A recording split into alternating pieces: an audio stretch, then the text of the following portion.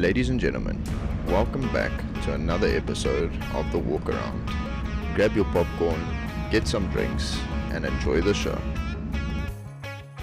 Alrighty, what's up guys, and welcome back to yet another episode of The Walk Around. And today we've got this absolute beauty of a KTM, guys. This is a 2022 KTM SX85, guys, and this one is selling for $47,900. So guys, as you can see, we've got an absolutely fresh looking there. I'm gonna get it, plastics, yes, plastics. Now I can't confirm nor deny if these are brand new, like if they've just been put on the bike now, or if they are from 2022 and they're just looking so good because the stickers on them did such a good job of protecting it all. But yeah, nonetheless, it does look brand new. It literally looks brand spanking new out the box. So yeah, I'm not 100% sure, guys, but yeah, nonetheless, as we always do, guys, we're gonna run through this. We're gonna have a look at any sort of modifications / things that I need to bring light to, and then we'll have a look at any sort of damage things here and there. Again, on that note, anything that I need to bring light to for you guys, and then yeah, following that, we'll give you a nice little startup and wrap things up over there. So yeah, without further ado, guys, as you can see, we've got an absolute beauty of a seat cover on here, and this is actually one of the covers that we stock in-house. So if you guys want a seat cover or anything like that, come pull through, you can have a look. We've got a lot of options for you. Yeah, we've got a whole accessories kit, well, section over there, so we can do everything. I mean, spoke covers, the bar cushions, the seat covers, the sticker kits, the grips, the whole 9 yards. We can actually get you sorted out nicely with us here. So yeah, any sort of modification, guys, just come through and we can sort you out. If we don't have it in stock, we'll be able to get a hold of it for you. And yeah, guys, as I said, a little bit, there's not too much going on yet, not too much, but nonetheless, we've got a few things going on. As you can see, some nice snazzy little fresh grips on there. Again, I think this is one of the brands that we do stock, Pro Taper, and these are very nice, absolutely spiff. I mean, look at them. I know they're just black, but they look super spiff, I must say. Super spiff. And then, yeah, no sort of lever guards or anything like that. Stock brake lever, stock clutch, clutch lever. I almost said clutch shifter. But yeah, that's all stock. As you guys all know by now, with KTM and Husqvarna, they do things properly around here, ladies and gentlemen. We've got Dewey.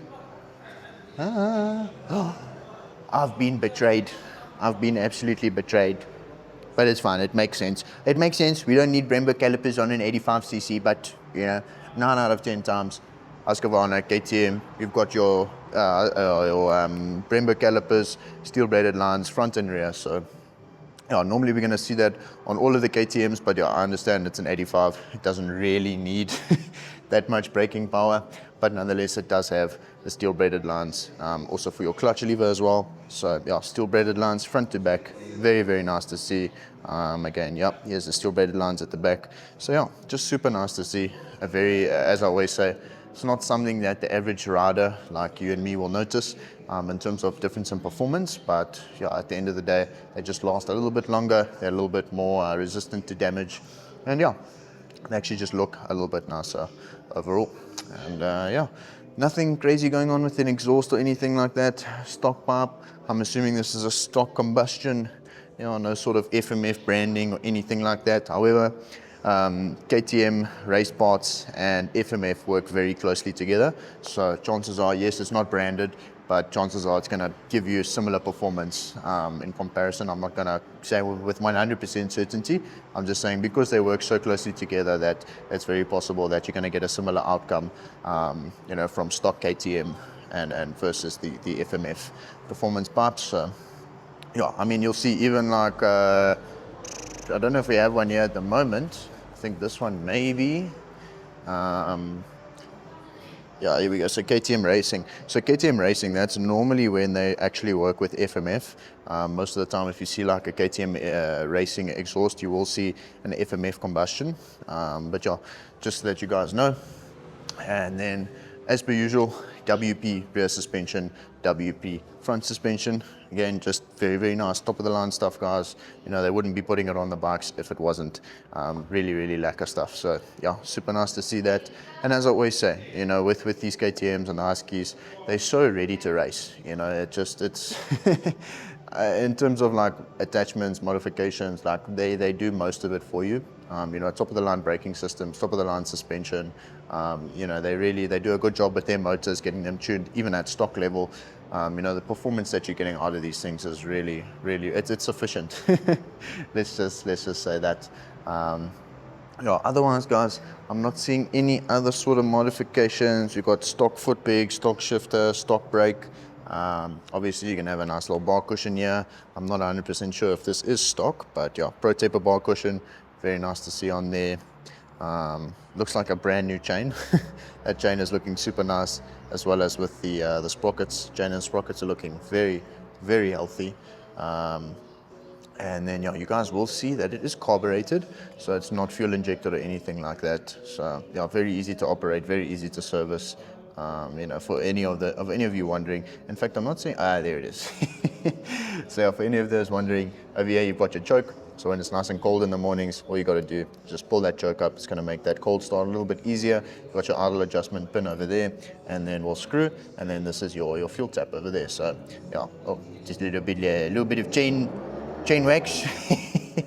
Very easy to get it running. For those parents out there wondering, simply just put your fuel on. If it's cold, put that choke on. Otherwise, most of the time they tend to actually start without it. So super easy to operate.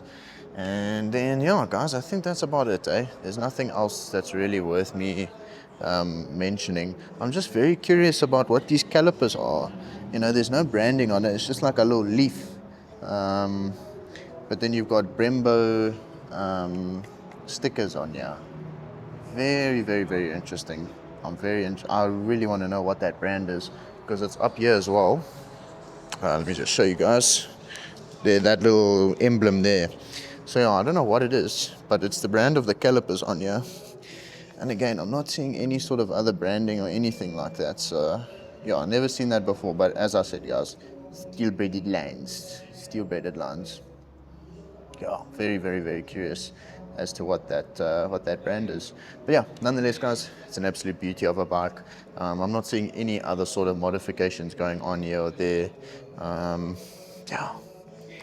Nothing that I can really notice in particular, guys.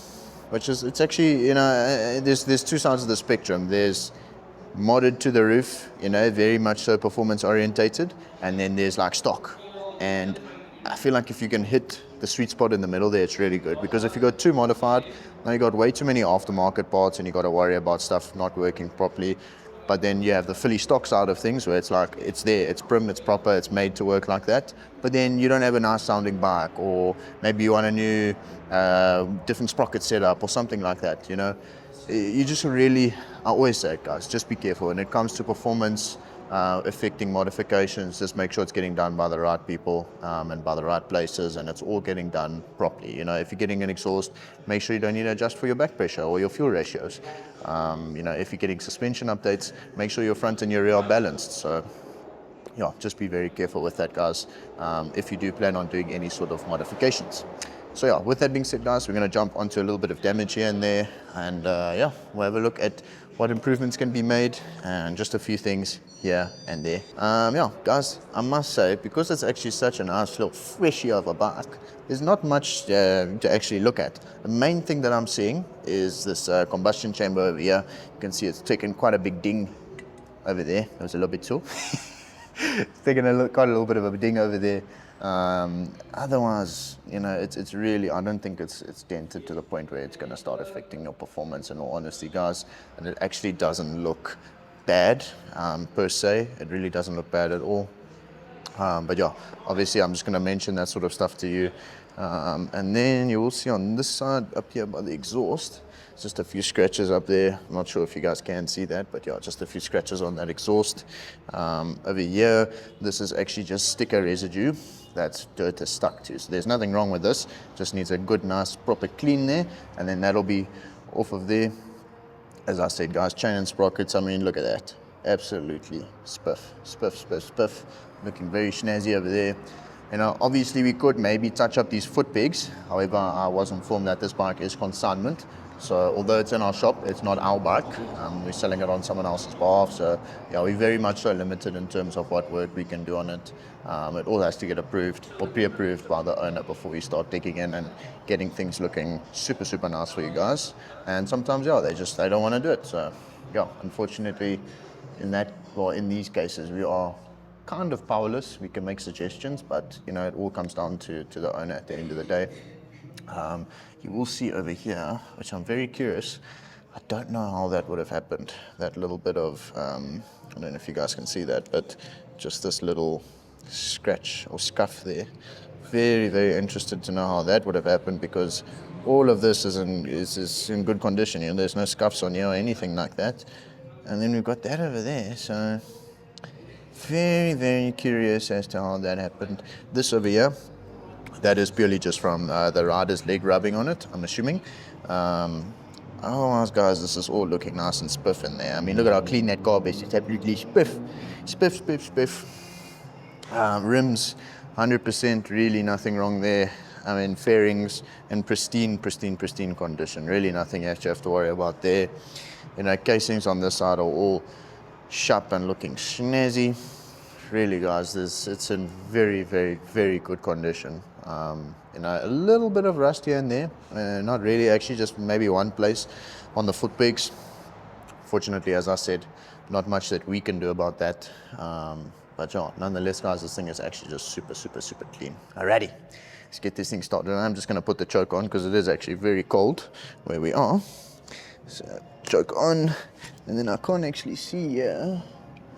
That's off.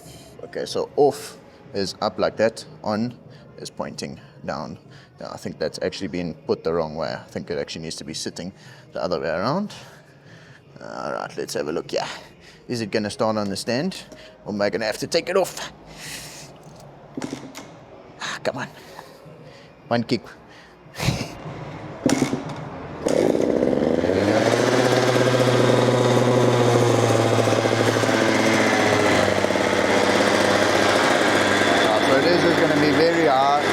While it warms up, but it will eventually calm down and sound much less aggressive. I think the idle is a little bit high.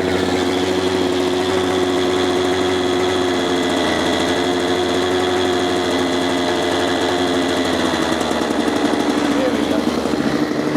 So I just brought the idle of the bike down just a little bit because it was idling very, very high. But yeah, guys, we'll let it warm up a little bit, and then we'll give you guys a nice little revvy. You will hear progressively the revs are going to drop, and that's just the bike warming up a little bit. With all the bikes, as soon as you start them, the revs are going to be through the roof, and then it'll sort of calm down. As you guys can hear, it's already calming down. So yeah, I'll catch up with you boys once it's a little bit warm. Alrighty.